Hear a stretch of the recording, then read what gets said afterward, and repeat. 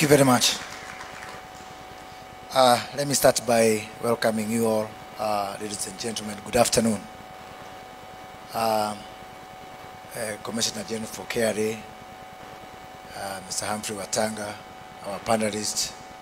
We also have with us today the chairman of the Micro and Small Enterprises Association, Mr. James Mureo.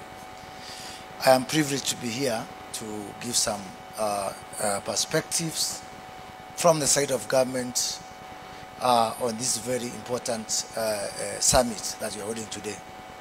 It's a shame that I would have wanted to be here for all the 3 days because I find every other topic that's being discussed here of immense interest to me personally and most important to the government of Kenya.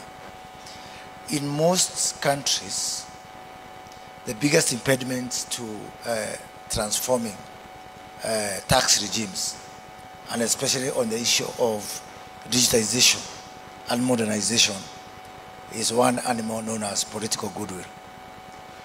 Luckily in Kenya, the government of Kenya has taken the deliberate decision that modernizing our tax system and the tax regime is not a nice to have. It's an imperative. It's something we have to do. So therefore, we are already starting from a pedestal of acceptance.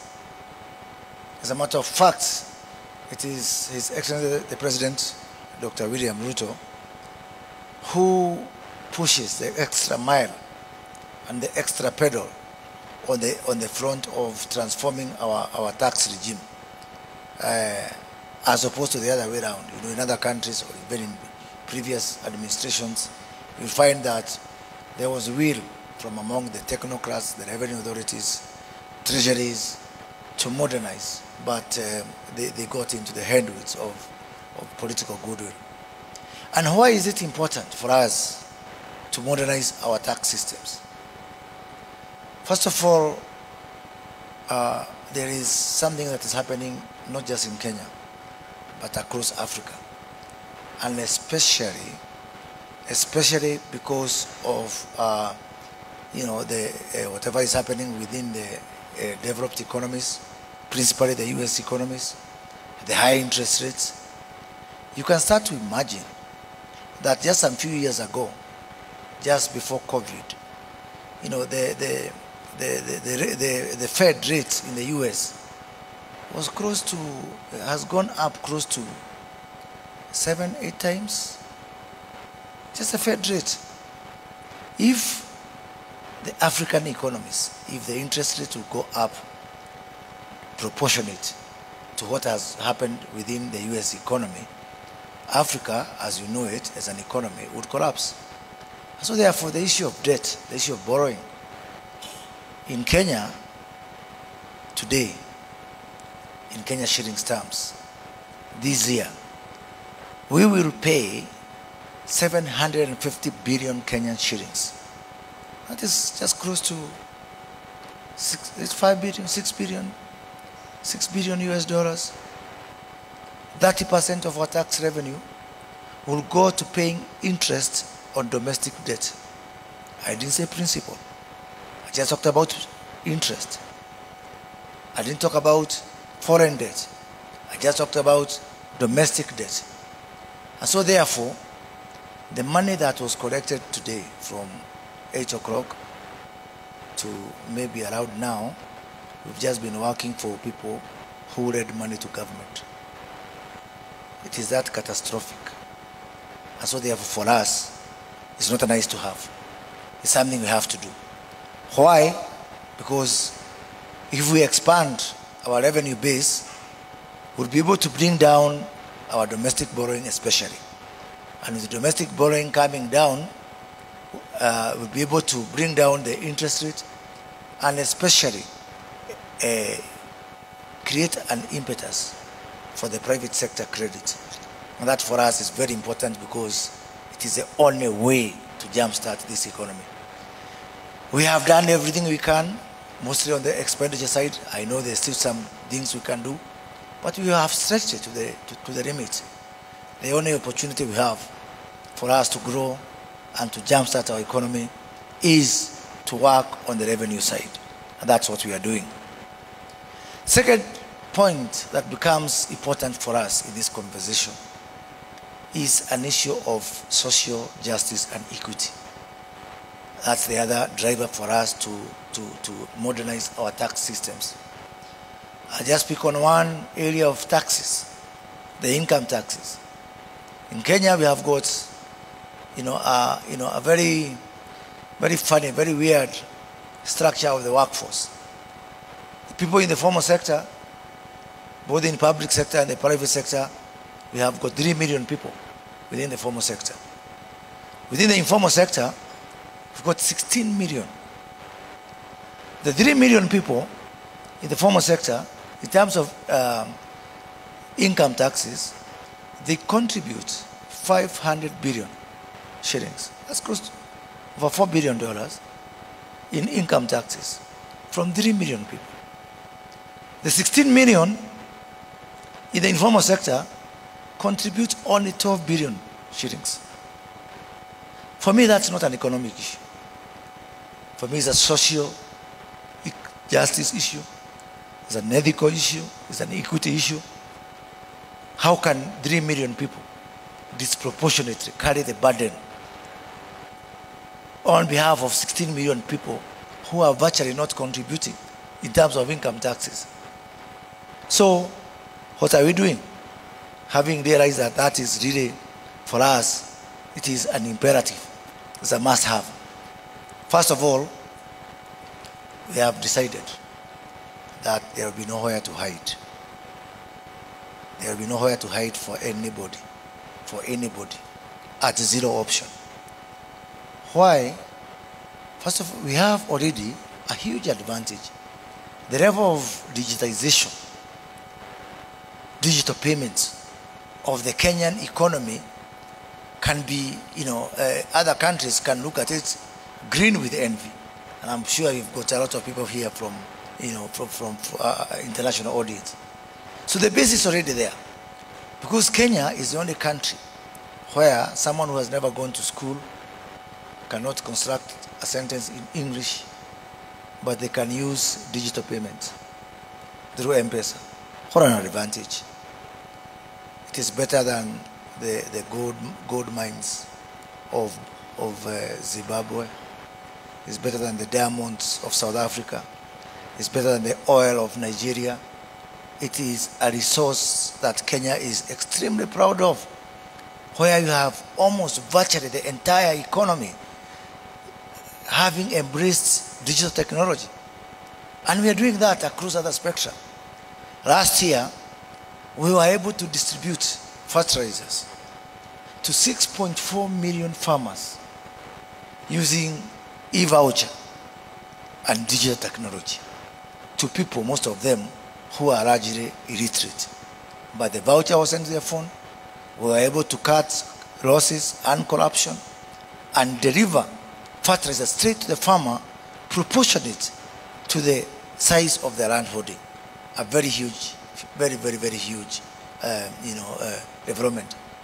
Starting this year, every Kenyan who is over 70-year-old is receiving money. 1.9 million Kenyans are receiving money from government for social protection, again using mobile money and digital technology. So we are there. It's not a big job for us to do. And because the base is there and the will is there, what we are now doing is just going to implement this. The gentleman from Safaricom has told you about our pay bills, our till numbers from our digital, from our mobile money. Today at KRA, the people who have the devices for VAT, the ETR devices, they are only 200,000. Combined, all our telcos and the banks who are doing mobile money, we've got what we call digital touch points for payments, 2 million of them, 10 times the ETRs we have at KRA. That just speaks to the huge, huge opportunity that Kenya has to even have what I would call the early harvest of digitizing our revenue framework. And that's what we are going to do. We've agreed with the Commissioner General here that all those pay bills, Mr. James Mureo, because they are your members, they are your customers, please whisper to them that come Christmas 2024, all pay bills will also be virtual ETRs for purposes of KRA. And I know there's going to be some noise, but I also want you to tell me, where did we agree that someone will not pay taxes? Maybe I missed that memo. As far as I know, paying taxes is within our constitution, is within our law. And by the way, when those people come to the tax bracket, maybe soon we can, for those 3 million unfortunate guys who are today paying taxes, probably we'll be able to lower the tax, the income tax for them. As our Cabinet Secretary for National Treasury said, once we net those people, the prospect of reducing our VAT, for example, from 16% to 14% will start to become a reality.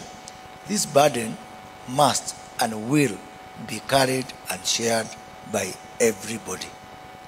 Take that to the bank. Second front is on the issue of silos. We are operating in silos. We have got just mountains and islands of people with information, which makes it very difficult for us to be able to even implement some of the topics that I've had here about AI and all that. And I like the gentleman from the UK who has said that the culture must be built. The culture of paying taxes must be built. But in our case here, and I think also Professor Ndemo mentioned that it's not just getting people to use technology, but to accept to pay taxes. Luckily for us in this country, all Kenyans love the rule of law. They are aware that we agreed within our laws and our constitution that we pay taxes. So the culture thing is not a problem. What is remaining is for us to do what we need to do.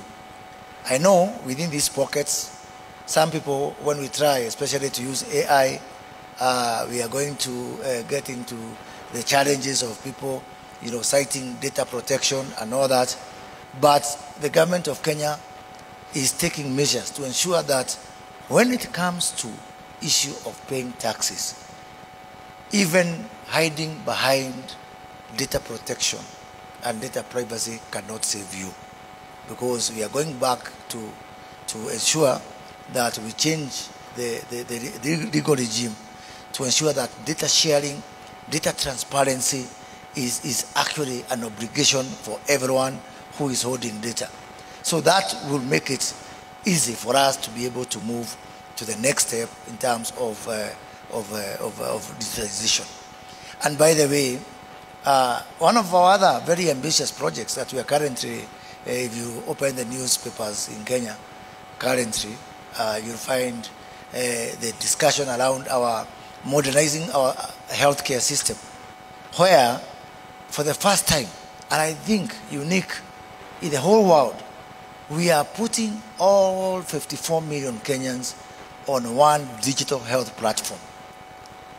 If we are going to achieve that, and we will, because we are embarking on it from a very accelerated pace, the next task of now ensuring that all these 54 million Kenyans are also visible for purposes of tax is not something we are hiding from.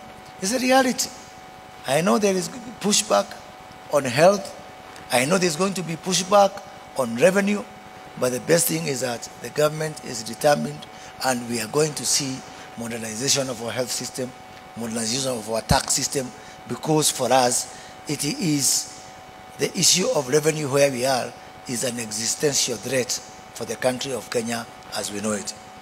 And finally, even if we are able to modernize and to automate everything within our borders, we cannot be fully successful unless we go the extra mile and go cross-border.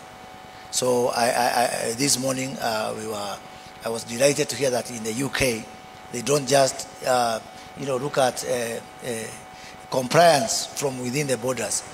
We have to go cross-border, integrate with customs authorities in other countries, trade facilitation systems, port community systems, any other source of information that can be able to ensure that we are as accurate and we are on point as much as possible, because for us, it is not a nice to have, it's a must have. Thank you very much.